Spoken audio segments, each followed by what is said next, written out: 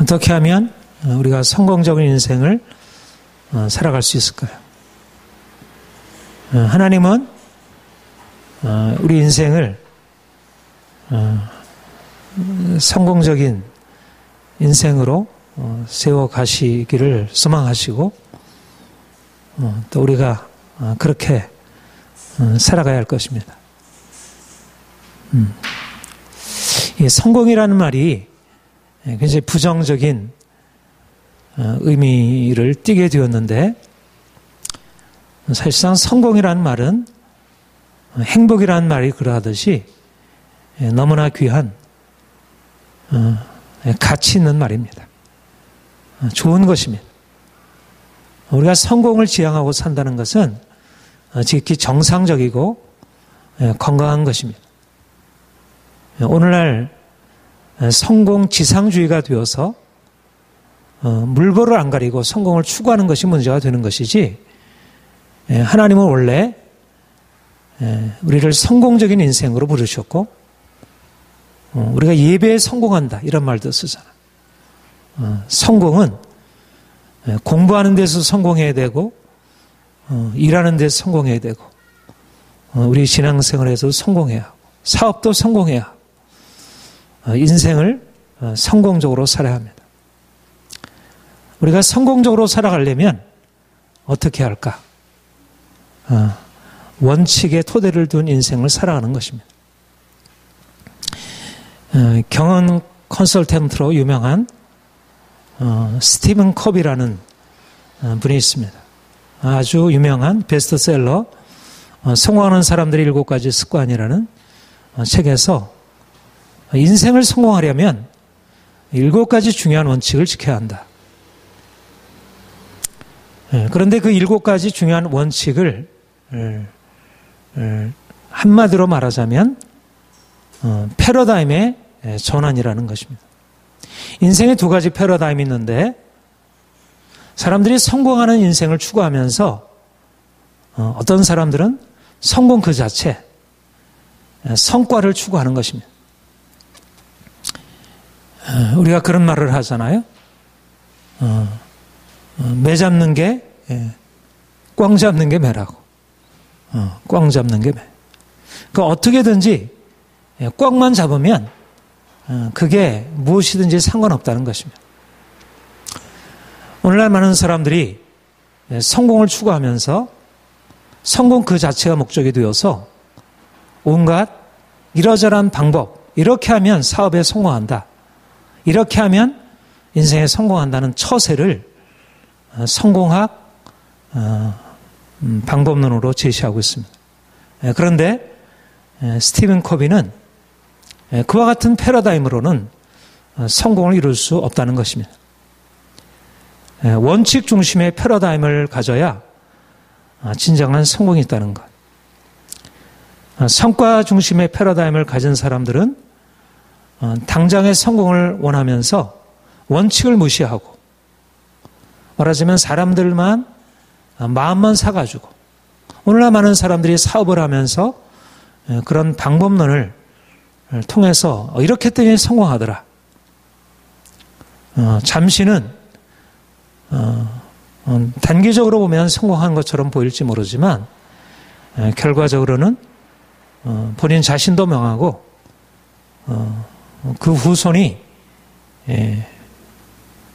결국 멸망에 이르게 됩니다. 원칙 중심의 패러다임이란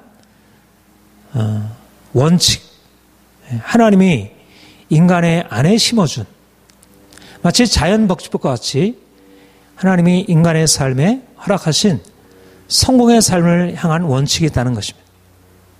그것은 다시 말하면 도덕성, 성품, 공정하게 행하는 것, 성실하게 사는 것, 정직하게 살아가는 것, 다른 사람을 배려할 줄 아는 것, 자기의 잠재적인 가능성을 위해서 최대한도로 노력하는 것, 다른 사람의 자유를 존중하는 것, 기본적인 삶의 원칙, 동서고금을 막론하고 인정되었던 그 원칙을 지키고 살아가는 사람들이 결국은 성공적인 인생을 살아가고 그 사람들이 사업을 해도 성공적인 사업을 할 수 있다는 것입니다. 제가 어제 동기 딸의 결혼식이 있어서 고등학교 동기 딸의 결혼식이 있어서 거기에 참여해서 식사를 나누는데 비교적 성공적인 사업을 하고 있는 우리 친구랑 옆에 앉아서 대화를 하게 되었습니다. 그 친구는 온누리교회 아주 독실하게 잘 섬기고 있는 친구이고, 그리고 그 온누리교회 CGN TV 이사도 하고 있고, 모든 면에 있어서 이제 인정을 받는. 그런데 제가 물어봤어요. 어떤 사람들이 한번 많은 사람들을 만날 테니까 성공적으로 기업 경영을 하는 사람들이 주로 어떤 사람들이냐? 크리스찬들이 좀 더 다르냐? 그랬더니 하는 얘기가 크리스찬이나 넌 크리스찬이나 별 차이가 없더라. 굉장히 슬픈 얘기죠. 그런데 누가 성공하냐? 성공하는 사람들의 보통 대부분의 모든 사람들이 다 건실한 사람들이에요. 공통적으로 그들이 건실한 원칙을 지켜 행하는 사람들이라는 것을 얘기하는 것입니다. 그러니까 믿는 사람이나 믿지 아니하는 사람이나 원칙을 지켜서 행하게 되면 성공적으로 살아갈 수 있게 되고, 설사 믿는다 하더라도 그들이 원칙을 무시하게 되면 반드시 망하게 된다는 것. 그런데 오늘날 많은 사람들이 가장 기본적인 성공의 원리, 원칙, 이 성품을 만들어가는 것에 대해서 게을리하고 그것을 무시하고 어떻게든지 성공 그 자체만 얻으려고 나아가다 보니까 결국 나중에 후회할 수밖에 없는, 우리 얼마 전에 결국 자살로 마감한 그 성완종 씨와 같은 그런 어리석은 인생의 선택을 하는 것입니다. 오늘날 우리의 삶의 곳곳에 퍼져 있는 것이 성공만 하면 된다. 성공을 위해서는 원칙을 그대로 지켜가는 것은 너무 어렵다. 어쩔 수 없이 원칙을 지키는 것이 좋은 것인 줄 알지만, 그러나 사업의 성공을 위해서 원칙을 무시하는 것은 너무나 당연한 일이지 어떻게 철저하게 원칙을 지켜가면서 그렇게 성공할 수 있겠느냐. 도덕 선생같이 얘기하면 안 된다.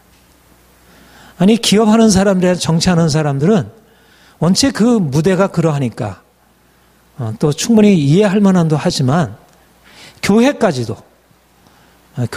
성공 그 자체를 위해서 원칙을 무시하고 하나님의 말씀에서 분명히 말씀하고 있는 것들을 무시하고 원칙이 없는, 원칙을 거스려가는 그런 선택을 하고 있고, 아니 말씀에 근거하는 고사하고 사회, 법에 의해서 일반적인 양심에 의해서도 부끄러워할 만한 그런 것들을 행하고, 그러면서도 부끄러워할 줄 모르는 원칙을 무시하는 사회, 원칙을 무시하는 시대가 된 것입니다. 우리가 작년에 4월 16일에 있었던 세월호 참사, 충격적인 일이죠. 그런데 한마디로 말하면 원칙을 무시해서 일어난 참사였다는 것. 그러나 1년 지나고 보게 되는 것은 사람들이 원칙을 그렇게 중요시하지 않는다는 것입니다. 원칙으로 돌아서려고 하지 않는다는 것입니다. 한 번의 위기를 만났다고 해서 원칙을 다시 찾아야겠구나 하는 그런 어떤 도전은 받지만, 그러나 그렇게 돌이키기에는 이미 삶의 구조가 너무 견고하게 다른 방식으로 세워져 있기 때문에 쉽지 않은 것을 보게 됩니다. 사실 어려서부터 원칙을 배우고 원칙에 따라 살아가는 것이 성공적인 삶이라고 하는 것을 분명하게 가르쳐 줘야 합니다. 오늘날 이 시대가 이 원칙을 무시하는 사회가 되었고, 이로 인하여 점점 고통스럽게 되어가고 있는데, 마땅히 이것을 가르쳐 줘야 할 지도자들이 사라지고 교회마저도 그 책임을 무시하고 있기 때문에 오늘날 이 사회에 희망이 없어져 가는 것을 봅니다. 아놀드 토인비라는 유명한 역사학자가 창조적 소수라는 말을 했으면 역사는 도전과 응전의 과정으로 설명할 수 있다. 말하자면 수많은 도전들이 있었지만 그러나 그 도전들에 대해서 바로 응전만 한다면 그 도전이 오히려 기회가 될 수 있다. 그런데 그런 자연이나 사회의 부정적인 도전에 대해서 응전할 수 있는 그것이 어디에서 나오냐? 일반적인 대중에서 나오지 않고 창조적 소수에게서 나왔다.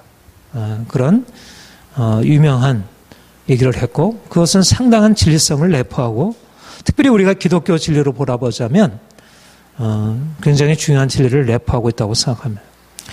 지금은 오늘날 이 시대가 원칙이 무너져 가고 있고 도덕이 폐기되면서 가정이 해체되고 교육 현장이 무너지고 온갖 사회가 불법에 난무하는데도 불법을 제어할 수 없는 그런 시대가 되어가고 있는데 하나님께서 하나님의 교회를 세우신 목적은 무엇일까?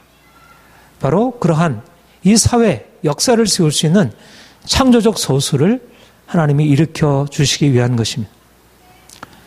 어떻게 하면 우리가 이 어두워가는 이 시대, 무너져가는 이 시대를 향해서 원칙을 세울 수 있을까?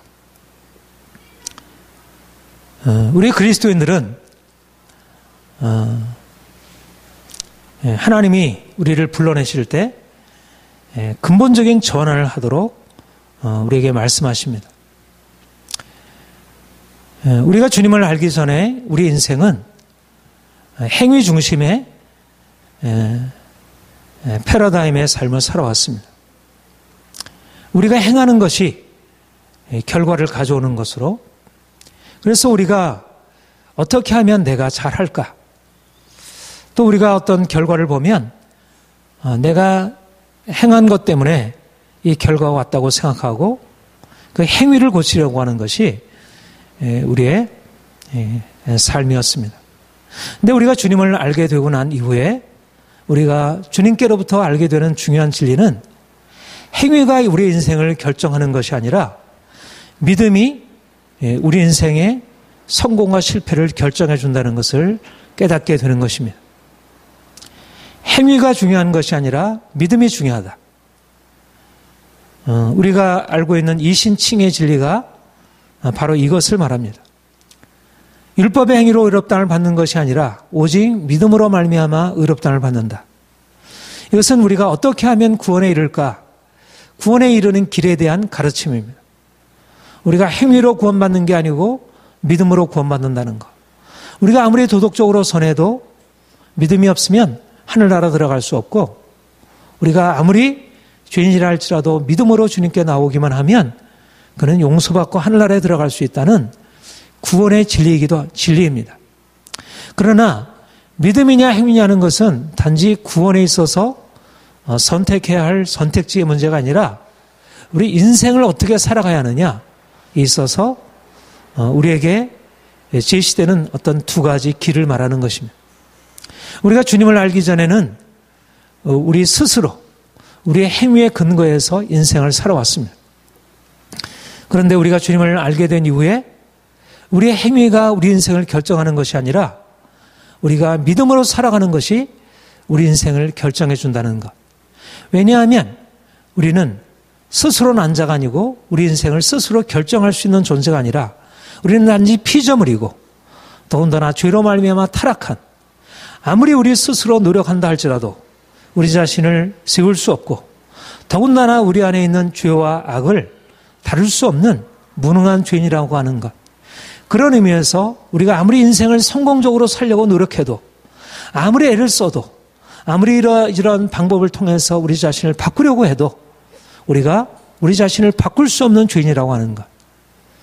그러므로 우리가 행위 중심의 패러다임을 가지고 인생을 살게 되면 설사 인생을 성공적으로 살아가는 것처럼 보여도 설사 도덕적으로 살아감으로 인생을 잘 사는 것처럼 보여도 그것은 진정한 성공이 아니라는 것을 주님이 우리에게 가르쳐 주신 것입니다. 우리는 행위 중심의 삶에서 믿음 중심의 삶으로 돌이킵니다. 우리가 스스로 아무리 노력해도 우리 스스로를 바꿀 수 없는, 우리는 아무리 양심적이고자 노력하지만, 아무리 우리가 도덕적인 삶을 살기를 원하지만, 부분적으로 우리가 그렇게 될 수 있는 힘이 우리 안에 있고 우리가 그렇게 노력해야 하는 것은 사실이지만, 그러나 우리가 분명히 고백해야 할 것은 우리 스스로 그것을 이룰 수 없는 무능한 죄인이라는 것입니다.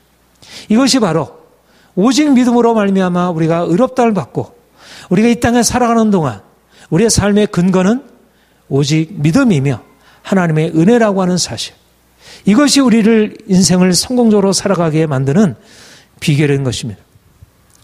우리는 세상 사람들처럼 도덕적이기에 앞서서 우리가 도덕을 추구해야 하지만 우리는 도덕을 이룰 수 없는 무능한 죄임을 인정하고 먼저 주님 앞에서 영적인 사람들이 되어야 합니다. 우리가 보통 영성이라 얘기를 하죠. 영성이 도덕성의 기초가 되어야 합니다. 다시 말하면 하나님 앞에서 자신을 죄인으로 인정하고 하나님의 은혜를 구하는 것이 없다면 그 사람이 설사 양심적이고 도덕적인 인생을 산다 하더라도 그는 궁극적으로 자신 안에 있는 죄를 해결할 수 없기 때문에 그가 진정한 의미에서 성공적인 인생을 살아갈 수 없다는 것. 우리의 뿌리, 이 죄의 깊은 뿌리는 해결할 수 없다는 것입니다. 우리는 근원적으로 뿌리가 썩어 있는 존재인데 우리 뿌리를 해결하지 못하면 해결될 수 없다는 것. 뿌리를 해결할 수 있는 유일한 길은 예수님이 우리를 위하여 십자가 지시고 그가 우리를 위하여 피를 흘리심으로 그의 대속적인 은혜가 우리의 삶에 영향을 미치므로 썩은 뿌리가 건강한 뿌리로 변화되고 우리가 하나님 앞에서 새로운 인생을 살아갈 수 있게 되는 것입니다. 우리가 알아야 할 것은 우리는 어둠이고 빛이 아니라는 것입니다. 우리 스스로 우리 자신을 바꿀 수 있다고 생각하고 우리 스스로 자신을 바꾸려고 노력하는 것은 어리석은 것입니다. 세상의 철학과 종교는 인생을 스스로 바꾸라고 합니다. 철학이 사람들에게 보다 이성적이고 도덕적인 삶을 우리에게 요구하고 종교가 많은 사람들의 삶을 고통스럽게 하는 욕심을 버리고 집착을 버리고 분노를 버리고 보다 도덕적인 삶을 살라고 가르치고 있습니다. 그러나 주님은 이 모든 것이 우리를 어둠에서 건질 수 없다는 것입니다. 주님이 유일한 빛이시고 그가 우리 가운데 들어오셔서 그가 우리에게 빛을 비추실 때 비로소 우리는 어둠에서 벗어나서 빛으로 바뀔 수 있는 것입니다. 이것이 성경에서 우리에게 말씀하는 가장 중요한 영적인 진리고, 그래서 하나님의 은혜가 아니면, 주께서 우리를 위해서 흘리신 보배로운 피가 아니면 우리가 결코 인생을 바르게 살아갈 수 없습니다. 너희가 전에는 어둠이더니 이제는 주 안에서 빛이라. 빛의 자녀들처럼 행하라. 너희가 전에는 어둠이더니 이제는 주 안에서 빛이라.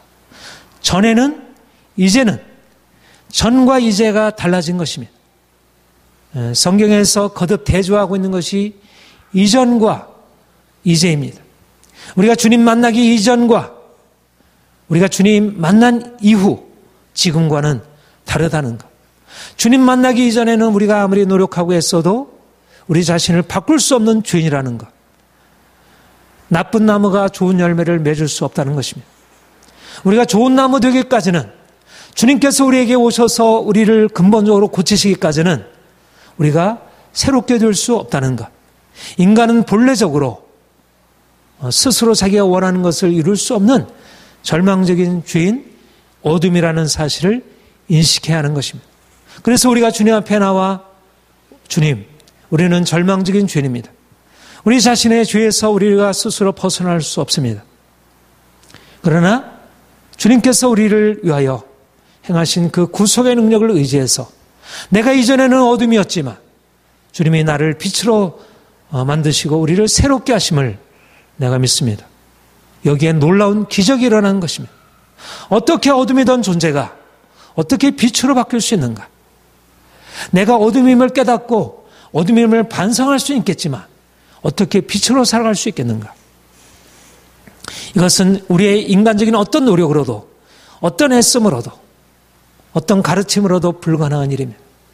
그런데 하나님이 우리를 이제 그리스도 안에서 놀라운 변화로 이끌어 주신 것입니다. 주 안에서 빛이라. 여기에 결정적인 토대, 우리 인생이 변화되어서 새로운 인생을 살아가고 우리 인생이 세상 사람과 다른, 우리 인생이 이전의 실패의 삶과는 다른 근본적으로 새로운 인생을 살아갈 수 있는 비결이 여기에 있는 것입니다. 주 안에서 빛이라. 우리가 주님 밖에 있으면 어둠이지만 주님 안에 있을 때 주께서 우리 안에 오셔서 우리의 모든 어둠을 제거하시고 그의 놀라운 빛으로 마치 뜨거운 광선이 비춰져 우리의 암을 치료하듯이 우리 안에 있는 그 영적인 깊은 질병을 무엇으로도 다룰 수 없지만 그러나 주의 빛이 우리 안에 비쳐 우리의 모든 흑암을 제거하고 우리를 새롭게 만드는 것입니다. 결정적인 기초는 주님과 온전히 연합하는 것입니다. 우리가 주님과 연합하게 될 때 우리 스스로 아무리 애써도 행할 수 없는 것을 주께서 우리 안에 이루시고 우리가 주님 은혜 안에서 우리가 넉넉히 이룰 수 있게 되는 것입니다. 가지가 포도나무에 붙어 있지 아니하면 스스로 열매를 맺을 수 없음 같이 너희도 내 안에 있지 아니하면 그러하리라. 가지가 포도나무에 붙어 있지 아니하면 스스로 열매를 맺을 수 없음 같이 많은 사람들이 이 중요한 진리를 놓쳐버리고 스스로 내가 열매를 맺을 수 있을 것이냐, 내가 스스로 성공할 수 있는 것이냐, 내가 스스로 도덕적일 수 있는 것이냐, 자신의 삶에 근거하여 자신의 노력에 근거하여 자신을 바꿔보려고 하지만 주께서 우리에게 말씀하시는 것은 가지가 포도나무에 붙어 있지 아니하면 스스로 열매를 맺을 수 없다. 너희가 내 안에 있지 아니하면 그러하리라.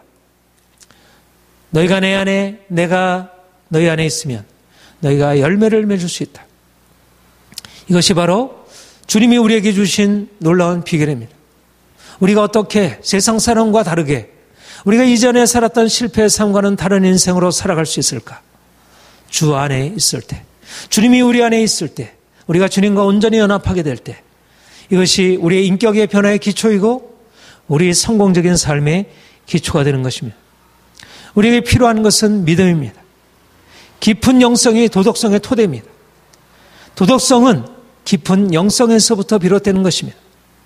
우리의 반성과 우리의 이성적인 판단과 우리의 노력을 통해서가 아니라 그것이 부분적으로 우리에게 도움을 주지만 진정한 도덕성, 진정한 인격적인 변화, 성품에 있어서의 근본적인 변화는 주님 만나서 우리의 영이 새로워지고 영성이 깊은 영성으로 변화되어질 때 우리가 이제까지 하나님 앞에서 살아오지 못했던 실패했던 삶에서 벗어날 수 있는 것입니다. 우리가 도덕적일 수 없다는 우리의 절망감이 주님께 나아가게 하고 우리가 주님께 나아가서 그 은혜를 받을 때 절망이 희망으로 바뀌게 됩니다. 주 안에 있는 사람들이 인격의 변화라는 기적을 체험하게 됩니다. 저와 여러분은 놀라운 기적의 사람들입니다. 우리는 원래 죄인으로 출발한 사람들이고 스스로 바꿀 수 없는 그런 존재들임을 우리의 삶에서 너무나 오랫동안 많이 체험해 왔습니다. 우리의 작은 성품 하나도, 작은 습관 하나도 고칠 수 없는 그런 죄인임을 우리는 번번이 우리가 노력하면 할수록 인정해온 사람들입니다. 그러나 우리가 실망하지 않을 수 있는 것은 주님께서 우리 안에 계시고 주님이 우리 안에 이미 놀라운 일을 이루셨고 우리가 주 안에 있어 빛이라 말씀하시고 이제 빛의 자녀처럼 행할 수 있게 된 것입니다. 영성이란 내면적이고 그 자체는 보이지 않는 것이지만 반드시 열매로 나타나게 되어 있습니다. 진정한 영성은 아름답고 좋은 열매를 맺게 됩니다. 어떤 사람들이 믿음이 있다고 하는데 기도는 많이 한다고 하는데 정말 교회를 위해서 헌신적이고 날마다 교회에 사는 것 같은데 그의 삶에 인격적인 열매가 없고 여전히 이기적이고 여전히 위선적이고 다른 사람을 배려할 줄 모르고 과연 이러한 사람을 진정한 믿음 있는 사람이라 할 수 있을까? 날마다 철회하고 금식한다고 해서 그 사람이 영적인 사람이라 할 수 있을까? 좋은 나무는 좋은 열매를 맺게 되어 있습니다. 나쁜 열매를 맺는 좋은 나무는 없습니다. 내가 진정한 좋은 나무라면, 내 뿌리가 정말 제대로 된 뿌리라고 한다면, 내가 진정한 영성을 가지고 있다면 좋은 열매를 맺지 않을 수 없는 것입니다. 내가 믿음이 있다고 하면서도 그 삶에 있어서 그 증거가 나타나지 않는데 다른 사람 무시하고 교만하고 자기 멋대로 하고 아이들에게 부당한 것으로 강요하고 남편과 아내, 부부간의 관계에 있어서 온전치 못하고 이것을 어떻게 믿음이라 할 수 있을까? 그것을 어떻게 영성이라 할 수 있을까? 그러면서도 어떻게 다른 사람 앞에 자신이 믿음이 있다고 말할 수 있을까? 우리가 이전에는 어둠이었는데 이제는 빛이라. 주님께서 그렇게 말씀하실 때 그것은 추상적인 의미가 아니고 물론 영적인 의미이고 우선 내면적인 것이지만 그러나 실제적인 삶에서 인격적인 열매로 드러나야 하는 것입니다. 빛의 자녀들처럼 행하라. 행함이 있는 믿음이어야 하고 열매가 있는 믿음이어야지. 열매가 없다면 우리는 진정한 믿음으로 사는 사람이 아니라는 것입니다. 오늘날 기독교가 이 사회에서 지탄이 되고 부끄러움을 당하는 이유가 무엇입니까? 믿음이 있다고 하고 실제적으로 믿음이 없는 것은 아니지만 기도 열심히 하고 교회 봉사 열심히 하지만 교회 안에서 믿음을 가지고 하나님 앞에 서는 것과 사회 속에서 가정에서 직장에서 하는 것이 너무나 다른 것입니다. 가정에서 남편이 교회 안에서는 장로로서 집사로서 사람들에게 인정을 받고 있지만 가정에서 남편으로 행하는 모습은 전혀 아내에 대해서 비인격적이고 자녀들에게 하는 모습은 너무나 억압적이고 사회에서는 온갖 부정과 비리를 행하는 데 있어서 다른 사람의 조금도 다름이 없고 이런 사람이 무슨 믿음이 있고 이것이 무슨 영성이라고 할 것인가? 오히려 그것은 믿음을 가장한 오히려 자아에 불과한 것입니다. 도덕성이라고 하는 것은 믿음의 열매입니다. 도덕성이라고 하는 것은 영성의 열매입니다. 도덕성이 곧 영성은 아니지만 영성이 없는 도덕성도 가능하지만 하나님을 알지 못하는 사람들도 도덕적으로 살아갈 수 있지만 그러나 하나님을 안다는 사람들이 도덕적이지 못한 것은 이것은 서로 모순적인 것입니다. 빛의 열매는 모든 착함과 의로움과 진실함에 있느니라. 그리스도인들은 그리스도를 닮은 사람들입니다. 그리스도가 빛이시고 그리스도가 빛으로 이 땅에 오셔서 빛으로 실제로 살아가셨습니다. 그래서 많은 사람들은 예수를 알지 못하는 사람들조차도 간디와 같은 힌두교 신자들도 예수님이 가르치셨던 산상수훈을 놀라운 탁월한 도덕성의 원천으로 보았습니다. 세상 사람들도 예수님이야말로 위대한 성인이라 그렇게 지칭하고 있습니다. 예수님은 오직 하나님 편에 선 사람이지만 그는 이 땅에 속한 자가 아니고 하늘에 솟아난 분이지만 이러나 땅에 속한 자들조차도 그의 삶에 대해서 감탄하고 놀라울 만큼 아니 옛날부터 지금까지 지금도 예수님의 그 섬김의 리더십을 탁월한 리더십으로 이 현대 21세기 최첨단 과학기술 문명이 지배하는 이 시대 가운데 예수님께서 2000년 전에 살아왔던 삶의 방식이 가장 탁월한 도덕성이고 탁월한 성공의 원리라고 하는 것을 사람들이 인정하고 있는 것입니다. 우리 그리스도인들은 예수님처럼 모든 착함과 의로움과 진실함, 빛의 열매를 나타내야 합니다. 첫 번째로 그리스도인들은 예수님처럼 착한 사람입니다. 그리스도의 십자가로 말미암아 우리의 악이 제거되고 우리는 선한 사람, 착한 아름다운 마음을 갖게 되고 착한 행실을 하게 됩니다. 착함이란 무엇입니까? 선함이란 무엇입니까? 그것은 바로 사랑의 마음이고 사랑의 실천입니다. 자기중심적인 이 세상 속에서 다른 사람의 아픔, 다른 사람의 고통에 대해서 공감하고 선을 베풀 줄 아는 것입니다. 우리 그리스도인들의 인생의 목적이 무엇일까요? 주님이 우리를 사랑하신 것처럼 우리도 사랑하며 살아가는 것입니다. 너무나 지극히 당연한 일이고 그리스도인들에게 있어서 너무나 잘 알고 있는 것이고 세상 사람들도 이것이야말로 믿는 사람들에게 보기를 원하는 것입니다. 바로 이것만 있다면 내가 기독교를 인정해 주겠다. 요즘은 카톨릭이 사람들에게 인정받는 게 무엇입니까? 그런 부분에 있어서 기독교보다는 훨씬 더 나아 보이는 것입니다. 그리스도는 무엇보다도 고통받는 자들에 대해서 공감할 수 있는 부분에 있어서 탁월성을 가진 사람들이 할 것입니다. 저는 그 부분에 있어서 부족함을 느끼고 부끄러움을 느낍니다.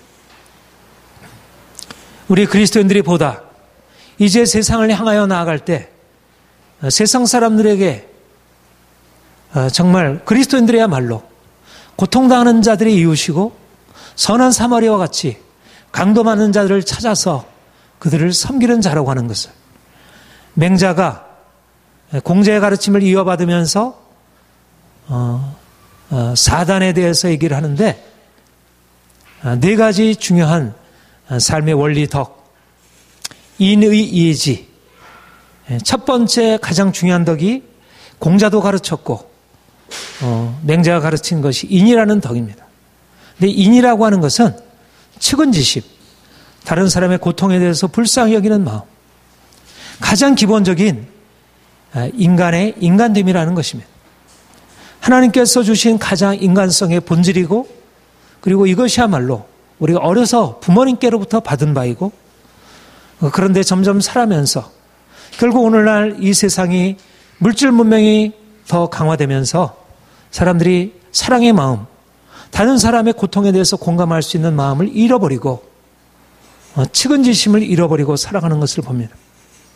오늘날 그리스도인들에게 주님께서 선한 마음, 착한 마음, 다른 사람을 불쌍히 여기는 마음을 가지라 말씀하십니다. 두 번째로 그리스도인들은 예수님처럼 의로운 사람입니다. 빛의 열매 모든 착함과 의로움과 의란 불의를 미워하는 마음입니다. 맹자는 두 번째 인의, 수호지심을 얘기를 했습니다. 다른 사람의 불의에 대하여 자기 자신에 대해서 부끄러워하고 다른 사람의 불의에 대해서 미워하는 마음, 이것이야말로 사랑과 함께 지극히 중요한 도덕성의 결정적인 토대이고 기초입니다. 오늘날 많은 사람들이 자기의 잘못된 악한 삶에 대해서 부끄러워할 줄 모르고 또 다른 사람의 잘못에 대해서 분노할 줄 모르는, 말하자면 이 기본적인 정의가 폐기되고 있습니다. 그러므로 말미암아 사람들은 다시 다른 사람의 난만 피할 수 있으면 어떤 악이라도 저지를 수 있고 어떤 부정이라도 저질 수 있고 온갖 재정적인 비리와 온갖 부끄러운 이 정욕 악한 행위들이, 방탕과 음란이 온갖 이 사회에 퍼져가고 있습니다. 주님이 우리에게 말씀하는 것은 우리가 의로운 자들이고 더 이상 불의에 대해서 침묵하지 말라고 하는 것입니다. 그리스도인들은 더 이상 불의에 대해서 타협하거나 불의에 대해서 침묵하는 사람들이 아닌 것입니다. 그리스도인의 가장 중요한 덕목이 뭐냐면, 내가 다른 사람의 불의로 인해서 고통당하는 것을 긍휼히 여기고 거기에 대하여 그들을 위하여 자기 자신을 내어주지만, 그러나 불의에 대하여 더 이상 타협하지 아니하고 단호하게 그것에 대해서 싸우는 것입니다. 오늘날 기독교가 이 책임을 망각하고 있기 때문에, 불의에 대해서 방관하고 있고 침묵하고 있기 때문에, 오히려 불의와 함께 타협하고 있기 때문에, 교회가 이 사회 속에서 마땅히 행해야 할 빛을 나타내주고 있지 못하기 때문에 사회가 점점 불의하게 되고 악하게 되어 가는데도 그것을 시정하지 못하는 것입니다. 너희는 열매 없는 어둠 일에 참여하지 말고 도리어 책망하라. 참여하지 말고 책망하라. 주님께서 우리에게 의로운 삶을 말씀하시고 다른 사람의 불의한 것에 대하여 책망할 것을 말씀하고 있습니다. 이로 인해서 고통을 받아야 하고 이로 인해서 핍박을 받아야 합니다. 의를 위해서 핍박을 받는 자는 복이 있나니 의에 줄이고 목마른 자는 복이 있나니. 이것이 바로 주님이 가신 길이고 우리가 가야 할 길입니다. 셋째로 그리스도인은 진실한 사람입니다. 빛의 열매는 모든 착함과 의로움과 진실함에 있느니라. 빛이라는 것은 모든 사는 것을 투명하게 드러냅니다. 도덕성의 기초가 무엇일까요? 진실입니다. 거짓은 마귀에게서 나는 것입니다. 마귀의 압이 거짓, 거짓의 압이 마귀에게서 나는 것입니다. 오늘날 사업하는 사람들이나 정치하는 사람들의 기본이 무엇입니까? 거짓말입니다. 거짓말을 전혀 부끄러워할 줄 모르고 모든 악한 것이 드러나도 자신이 행했다는 것에 대해서 거듭거듭 거짓말을 하고, 그래서 거짓이 하나의 문화가 되어버렸습니다. 거짓이라고 하는 것은 자연스러운 것이 되었고, 그것은 인정할 만한, 그것은 누구나 그냥 다 받아들일 수 있는 그런 문화가 되어버렸습니다. 가정에서도 부모가 자녀들 앞에 거짓말을 하고, 자녀들이 거짓말을 하는 것에 대해서 전혀 제대로 그것을 책망하거나 징계하지 않습니다. 오늘날 이 시대에 가지고 있는 가장 거둔 흑화감이 바로 거짓입니다. 바로 거짓말로 인해서 사람들의 부끄러운 것들이 정당화되고 있고, 그래서 나중에는 그것이 이제 드러나도 부끄러워할 줄 모르는, 처음에는 부끄러운 것으로 가리우다가 이제는 그것에 익숙해지면 드러내놓고 그것을 부끄러운 것을 대놓고 하는 이런 시대가 되어가고 있습니다. 그들이 은밀히 행하는 것은 말하기도 부끄러움이라. 악한 것은 반드시 거짓을 동반하게 됩니다. 악한 것을 드러내놓고 하기에는 인간의 양심에 허락하지 않습니다. 모든 악은 은밀한 거짓과 함께 나타나게 되었습니다. 거짓에서 벗어나지 않으면 자신의 죄에 대한 회개도 있을 수 없습니다. 이미 거짓말을 통해서 자신의 죄를 정당하고 있기 때문에 그 사람에게는 회개가 나올 수가 없습니다. 그리스도는 어떤 사람들입니까? 자신의 죄를 죄로 인정하는 사람들입니다. 하나님의 빛 앞에서 자기의 부끄러움을 인식한 사람들입니다. 말하자면 자기의 거짓을 벗어버린 사람들입니다. 부끄러움을 부끄러움으로 직면해야, 그래야 그곳에서 벗어날 수 있습니다. 사람들이 부끄러운 것을 가리우게 되면 그때부터 온갖 악과 부패함이 점점 퍼져나게 됩니다. 어두운 곳에 모든 부패와 악한 것이 퍼져나가는 것은 당연합니다. 오늘날 우리 그리스도인들이 해야 할 가장 중요한 책임은 사람들의 어둠을 드러내고, 그리고 무엇보다도 진실하게 투명하게 살아야 합니다. 그리스도인들의 가장 중요한 덕목은 거짓말하지 않는 것입니다. 정직하게 살아가는 것입니다. 진실하게 살아가는 것입니다. 더 이상 위성적으로 자기 마음에 없는 것을 말하지 않는 것입니다. 더 이상 아첨하지 않는 것입니다. 오늘날 악하고 불의하고 거짓된 세상에서 그리스도인들은 선함과 의로움과 진실함을 드러내야 합니다. 그리스도인들은 성품에서 변화된 사람들입니다. 이런 의미에서 처음에 말씀드린 대로 원칙 중심에 살아가는 것입니다. 우리가 이제까지 성공을 위해서 원칙을 폐기하고 악한 것을 용인하고 거짓된 것을 용인하고 살아왔다면, 이제는 우리 이전에 그런 나쁜 열매를 낳게 했던 우리의 잘못된 성품들, 이것을 회개하고 이제는 선한 성품, 의로운 성품, 진실한 성품으로 바뀌어지는 것입니다. 그리스도는 누구입니까? 아름다운 향기가 나는 사람들입니다. 좋은 열매, 맛있는 열매를 맺는 사람들입니다. 저와 여러분은 하나님의 은혜를 받아서 이 놀라운 변화 안으로 들어가고 이것을 나타낼 수 있는 사람들입니다. 우리가 이전에 주님을 알기 전에 가지고 있었던 것은, 이전 것은 지나갔으니 보라 새 것이 되었도다. 이전 것은 지나갔으니 보라 새 것이 되었도다. 우리의 거짓되고 정직하지 못하고 우리의 악하고 의롭지 못한 우리의 인생은 이제 지나간 것이 되었습니다. 그리스도인이면서도 여전히 악하고 더러운 삶을 살아가는 사람들은 어떤 사람들입니까? 그런 사람들은 성경에서 잠자는 자라, 그들이 생명을 가지고 있지만 죽은 자와 같고, 그들이 빛이지만 실제적인 삶에서 어둠과 같은 것이며, 주님께서는 이렇게 말씀하십니다. 잠자는 자에 깨어서 죽은 자 가운데서 일어나라. 주님이 우리에게 오셔서 이전의 삶에서 벗어나서 이제 깨끗하고 정결하고 거룩한 삶으로 이제는 빛으로 살라고 말씀하십니다. 여러분, 오늘날 우리 사회는 도덕적인 위기에 처해 있습니다. 경제적인 위기, 정치적인 위기보다 더 심각한 근원적인 위기는 이 도덕성의 위기입니다. 사람들은 더 이상 원칙을 중요시하지 않습니다. 특별히 도덕적인 원칙을 중요시하지 않습니다. 무엇보다도 심각한 것은 교육의 영역에서 도덕성이 무너져 버린 것입니다.